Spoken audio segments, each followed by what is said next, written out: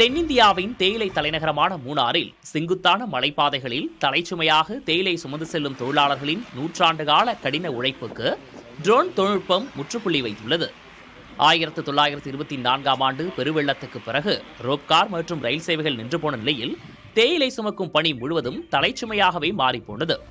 இந்த சூழலில் horizons Malayalam limited நிறுவனம் கரடுமுரடான மலைப்பாதைகளை தாண்டி பச்சை தேயிலை மூட்டைகளை கொண்டு செல்ல பேலோட் ட்ரோன்களை களமிறக்கியுள்ளது.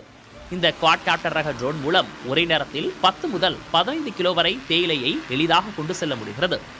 இதனால் தொழிலாளர்களின் பணிச்சுமை குறைந்து தேயிலை பறிக்கும் பணியும் பன்மடங்கு அதிகரித்துள்ளது.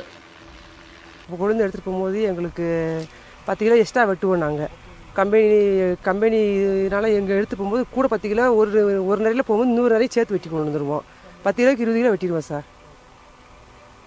ரொம்ப சுமக்க வேண்டாம், எங்களுக்கு கொஞ்சம் ஈஸியாகவும் இருக்கும்ல. நூற்றாண்டு கடந்த பாரம்பரிய தேயிலை தோட்டத்தில் நவீன ட்ரோன் தொழில்நுட்பத்தின் இந்த வருகை மலைவாழ் தொழிலாளர்கள் மத்தியில் பெரும் வரவேற்பை பெற்றுள்ளது.